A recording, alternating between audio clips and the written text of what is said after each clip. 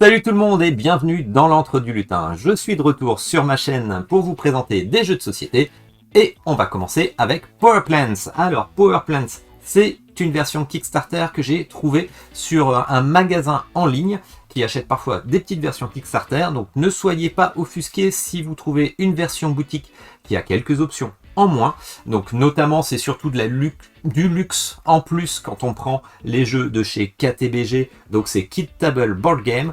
Et Kit Table Board Game, vous les connaissez déjà pour Maple Valley, mais aussi pour Creature Comfort. Voilà, un superbe jeu qu'on estampille trop facilement pour enfants, parce que c'est écrit à partir de 8 ans. Ça a toujours un look mignon, mais je vous jure que c'est vraiment des jeux pour adultes, je trouve.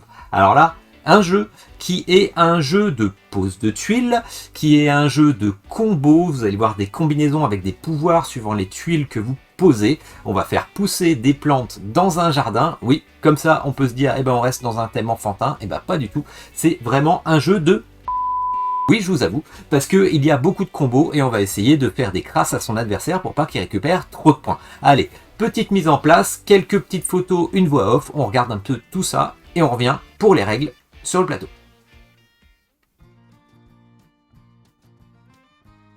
Dans Power Plants, vous êtes un sorcier et pour faire vos potions, vous avez besoin de plantes. Le seul lopin de terre ayant des propriétés magiques est convoité par plusieurs sorciers.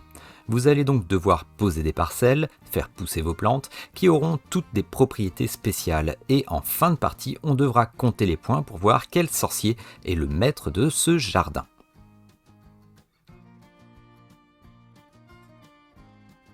Votre partie se déroulera avec 5 plantes au choix et chaque parcelle de plantes posée vous proposera 2 options. Le pouvoir de germination de cette plante ou le pouvoir de croissance des parcelles qui seront autour. Dans ce cas, on résoudra les pouvoirs dans l'ordre de croissance des plantes suivant le moment de la journée. Vous imaginez déjà les combos possibles et oui, en plus chaque sorcier aura des fées de son côté qui vont permettre de coloniser les parcelles, se les approprier pour marquer des points en fin de partie.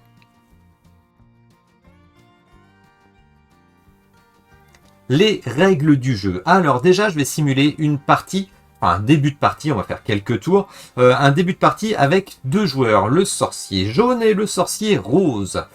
Comment ça va se passer? Bien tout simplement, j'ai pris les 5 plantes de base qui sont conseillées pour débuter.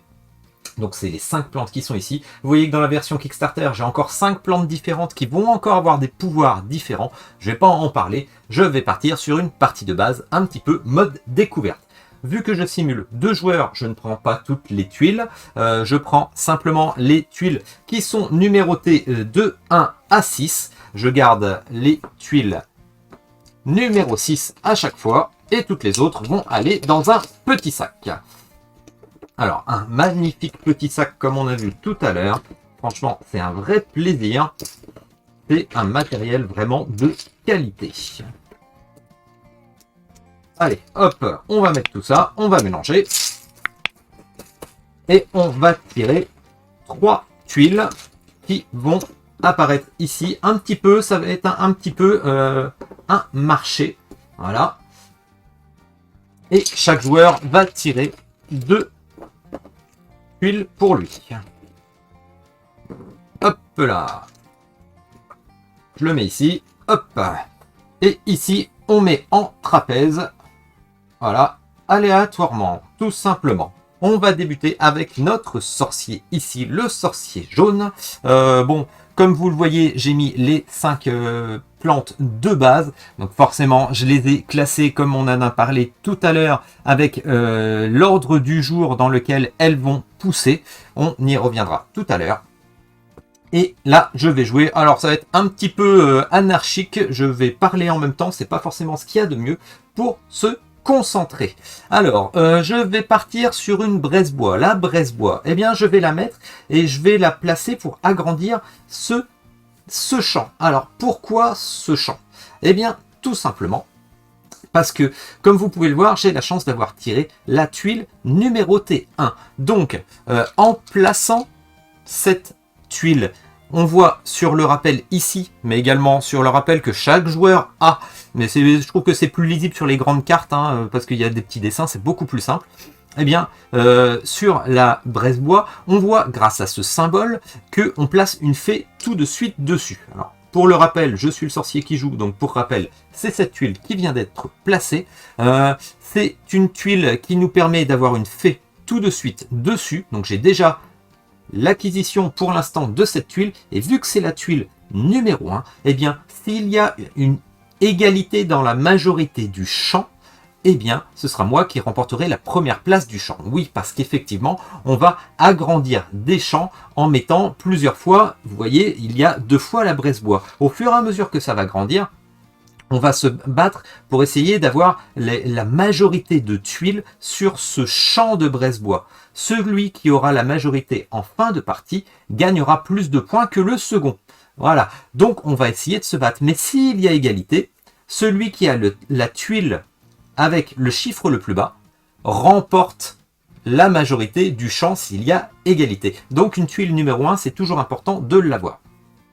En mettant cette braise bois, qu'est-ce que je peux faire? Eh bien, je pourrais très bien activer le pouvoir de germination.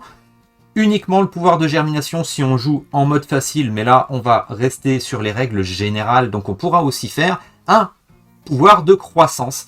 Le pouvoir de croissance, en fait, ce sera activer le pouvoir de croissance de toutes les tuiles qui sont autour. Et comment choisir s'il y a plusieurs tuiles par laquelle on va commencer? Eh bien, tout simplement, on va prendre dans l'ordre ici, puisqu'il y a l'ordre de poussée des plantes suivant le moment de la journée. Donc, on prendra, si par exemple il y avait une profondine à côté, c'est peut-être celle-là qu'on commencera à faire le pouvoir de croissance.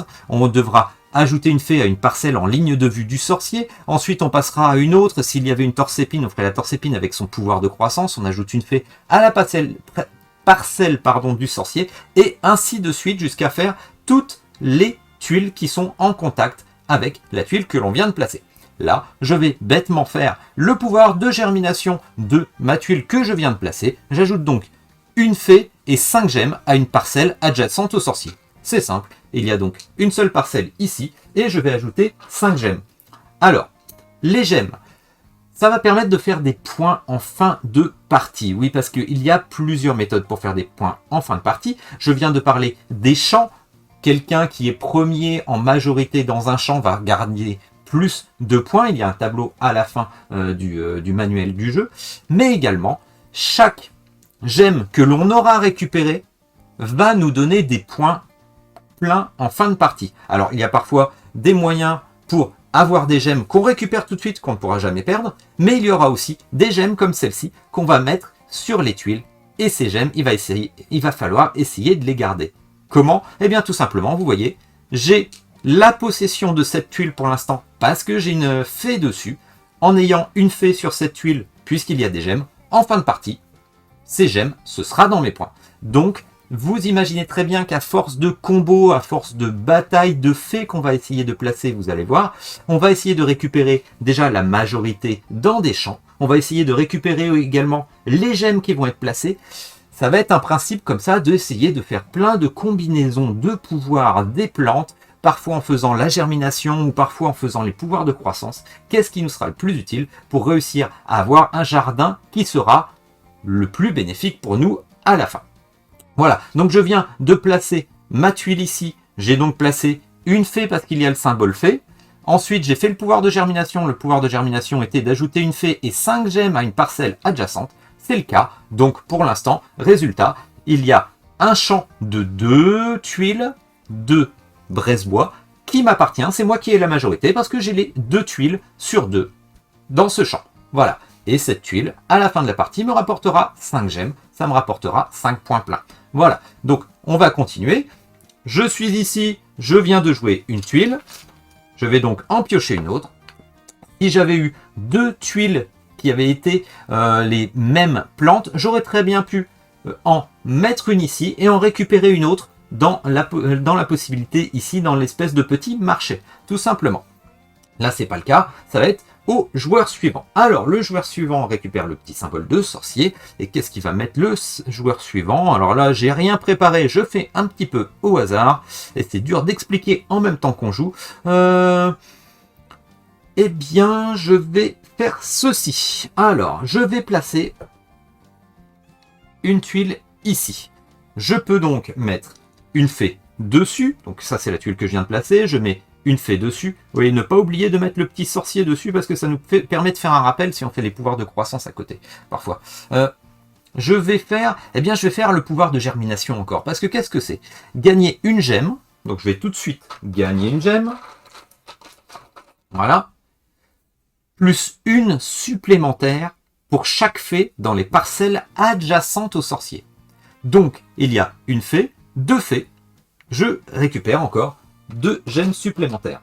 Voilà. Donc, je me récupère en tout 3 gemmes pour la pose de cette tuile. Et ces 3 gemmes, je ne pourrai jamais les perdre. Ça me fera des points pleins à la fin de la partie. Voilà. Donc, je redonne le petit sorcier ici. Et je récupère une nouvelle tuile. Et ainsi de suite. Alors, à nous. Alors, je pourrais très bien étendre mon champ de Bresbois, parce que plus le champ va être grand, plus il sera susceptible de nous rapporter de points à la fin de la partie, surtout si on a la majorité de tuiles dans ce champ, de parcelles. Ça s'appelle une parcelle dans les termes du jeu.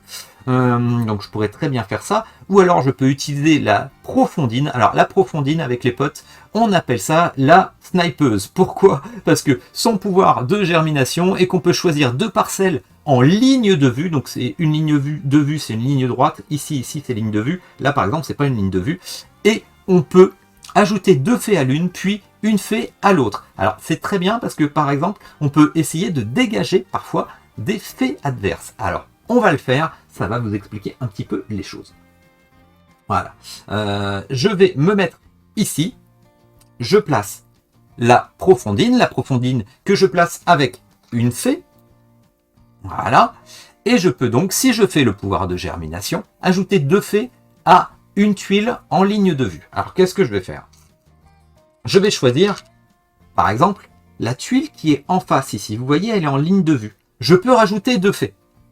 On est d'accord? Mais comme vous le voyez, il y a déjà une fée adverse, chose qui n'est pas possible. Donc, je mets 2 fées. Je vous le fais pour la symbolique. Hein, normalement, on ne devrait pas placer les 2 fées.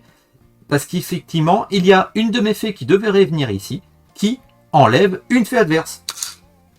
Voilà. Et la deuxième fée, par contre, reste ici. Donc, je n'avais pas ce champ. Mon adversaire a posé une parcelle ici. Et bien, ça me permet de gagner, pour l'instant, la parcelle. Et donc le champ, parce que j'ai la majorité de ce champ. Voilà. Je vais choisir une autre parcelle en ligne de vue. Eh bien, on va se dégager ici. Voilà. Pour essayer d'avoir la majorité là. Ou alors, je me place à côté sur la 6 pour avoir la majorité du champ. Ça peut être intéressant peut-être. Oui, je vais plutôt faire ça. Voilà. La deuxième tuile, je vais choisir de l'avoir ici. J'aurais pu me mettre ici, j'aurais pu me mettre ici. Là, je viens déjà de placer 2 fées. Et ici, j'aurais pu mettre une fée ici. Bon, bah voilà, j'ai choisi 2 fées ici, une fée ici, tout simplement. Donc 2 fées moins une parce qu'il y avait déjà une fée adverse. Et je pioche. Alors vous voyez, hein, je fais complètement au hasard. J'ai pas prévu la partie, c'est pas triché. Et je tombe encore sur une sniper. Et oui, c'est du hasard, j'y peux rien. C'est comme ça. Donc voilà, et on récupère pour notre adversaire. Alors notre adversaire, il n'est pas content du tout. Qu'est-ce qu'il pourrait faire? Eh bien, il va continuer. Il va essayer de mettre, par exemple, ceci pour ajouter 3 fées à une parcelle adjacente, si vous voulez faire un pouvoir de germination. Ou alors, ajouter simplement une fée à une parcelle de sorcier, ça aurait fait ça. Et ici, ça aurait fait ajouter une fée à une parcelle en ligne de vue du sorcier. Eh bien, je vais peut-être faire ça pour embêter mon monde, moi, tout simplement. Et voilà, alors, attention, les amis, c'est parti. Qu'est-ce que je vais faire? Je vais plutôt faire ceci. Alors, regardez bien. Donc, je place cette torse-épine. Par contre, la torse-épine, vous voyez, on ne rajoute pas de fée sur la tuile que l'on vient de poser, sur la parcelle qu'on vient de poser. Et je ne choisis de ne pas faire le pouvoir de germination. Je vais faire le pouvoir de croissance. Donc le pouvoir de croissance, je prends les tuiles qui sont à côté. Pouvoir de croissance des 2 tuiles, vous voyez, c'est 2 profondines. Donc je vais faire 2 fois le sort. Je vais commencer par la première. La première va ajouter une fée à une parcelle en ligne de vue du sorcier. Qu'est-ce que je suis vilain, méchant. En ligne de vue, qu'est-ce que j'ai? Eh bien tout simplement, j'ai celle-ci. Eh bien je vais l'annuler. Et je vais l'enlever, voilà, avec une de mes fées, retire l'autre. Et la deuxième tuile, même pouvoir de croissance qu'est-ce que je fais? Je rajoute en ligne de vue, et ben voilà, cette parcelle désormais m'appartient, et en plus, je récupère les gemmes. Alors, vous voyez, imaginez tous les combos possibles. Si en plus, il y avait eu plein de tuiles autour, plein de parcelles autour, j'aurais pu faire des méga combos grâce à ce pouvoir de croissance. Vous imaginez tout de suite que, effectivement, quand on ne maîtrise pas le jeu, utiliser les pouvoirs de croissance, il y a du travail parfois. Il faut vraiment bien réfléchir. L'ordre dans lequel on va utiliser les pouvoirs de croissance, ce sera donc l'ordre qui est défini ici avec ceux les plantes qui vont croître le matin, les plantes qui vont croître dans la journée, et il y a également d'autres plantes. Hop, vous voyez, je vous ai pas tout sorti, mais il y a vraiment du matos. Il y a les plantes qui vont croître la nuit, donc ce sera encore après. Il y a des plantes bonus qui effectivement étaient là pendant le Kickstarter. Je crois que c'est 2 parmi tout ça. Et il y a également, quand je vous dis qu'il y a de la rejouabilité sur le jeu, c'est pas peu dire, parce que chaque plante qui existe a en plus une version évoluée qui a des sorts un peu plus compliqués. Donc vous imaginez la marge de progression et les possibilités pour renouveler le jeu, c'est assez énorme. Ça, j'adore. Vous imaginez toutes les plantes possibles. On peut augmenter le niveau de difficulté. On peut rester en mode classique avec en mode simple avec juste les pouvoirs de germination. On peut améliorer avec plein de plantes différentes. On peut encore changer les choses. On peut en plus avoir des plantes avec des règles un peu plus avancées. Franchement, j'adore ce jeu. Vous avez vu, je vais pas m'étendre plus loin. On va jouer ainsi de suite jusqu'à ce que quelqu'un récupère la dernière tuile. Une fois que quelqu'un récupère la dernière tuile, il le dit. Tout le monde rejoue une seule fois. Et après, on s'arrête, on stoppe la partie en faisant les petits calculs. Donc là, les calculs seraient vite faits parce que vous avez vu ce sorcier à 3 points. Il récupérait ici, vu qu'il a cette parcelle, il récupérerait les 5 points. Ensuite, voilà, forcément, on est allé très peu loin. Vous imaginez, il y a encore plein de tuiles à l'intérieur. Et on se retrouve avec, à la fin de la partie, le tableau de décompte des champs. Eh bien, tout simplement, on va dire que ce sorcier jaune, il a un champ de 2 parcelles. Ici, il gagnerait 3 points. Ce sorcier jaune ici, il aurait encore 3 points parce que il a une parcelle de 2. Et ici, il y a une égalité, comme je vous ai dit tout à l'heure, mais le sorcier jaune a la tuile numéro 1. Donc, sur les 3 points, car il y a 2 parcelles, le sorcier jaune, à la majorité, il gagnerait 3 points. Et le deuxième sorcier, vu qu'il est deuxième, il gagnerait 1 point. C'est toujours ça de prix. Et vous voyez bien que si on joue à plus de 2 joueurs, eh bien, dès qu'il y a 3 parcelles, tous les autres qui ont place au moins une parcelle dans un champ gagneraient quand même un petit point. C'est toujours ça de prix. Voilà. Donc, le calcul à la fin est facilement fait. Le manuel de jeu, j'en ai pas parlé.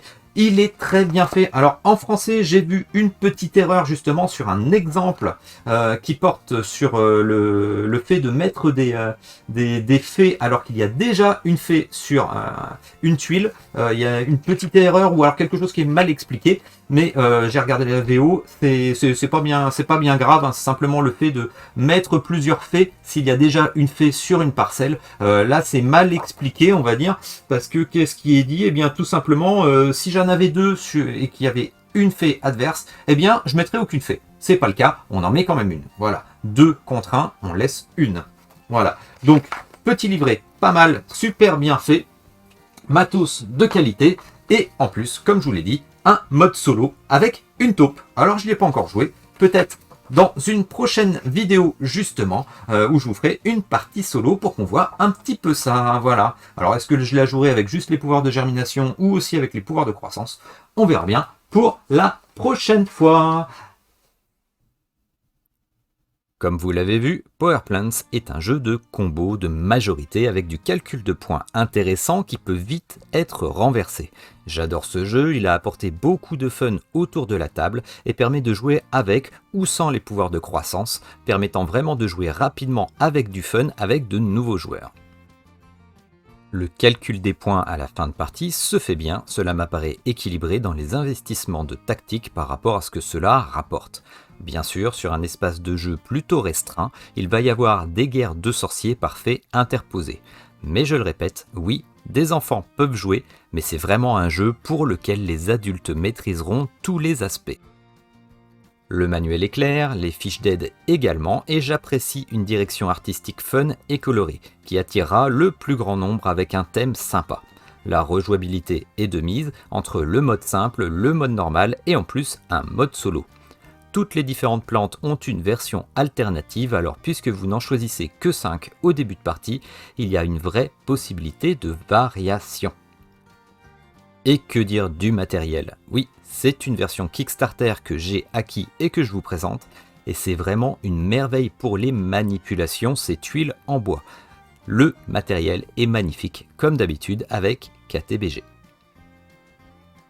Alors qu'est-ce que vous en pensez? Alléchant dans ce jeu, franchement, moi c'est une belle découverte. Alors pourquoi je l'ai pris? Parce que KTBG, franchement, tous les jeux que j'ai joués de cette société sont vraiment géniaux à chaque fois. Bon, on a Creature Comforts qui peut en refroidir certains, parce que le jeu est génial, mais beaucoup plus long que ce qui est indiqué. Donc parfois ça peut sembler un petit peu long, les durées de partie, notamment si vous avez voulu jouer avec des enfants, alors ça c'est un petit peu dur. Alors il y a toujours des versions courtes dans les jeux KTBG, en tout cas pour Creature Comforts c'était le cas, pour celui-ci c'est le cas aussi.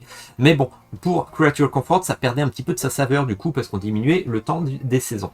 Là par contre, la version de Power Plant allégée, on va dire, avec juste le pouvoir de germination, elle est déjà fabuleuse. Voilà, ça suffit amplement pour s'amuser avec des amis de passage. Ensuite, quand ils auront l'habitude, ou même à la maison, quand vous aurez l'habitude de faire le pouvoir de germination, que vous serez prêt à mettre le pouvoir de croissance des plantes autour, alors là, on se retrouve avec un jeu à combo énorme. Vraiment très tactique, très poussé, où on peut vraiment faire suer ses adversaires. C'est vraiment excellent.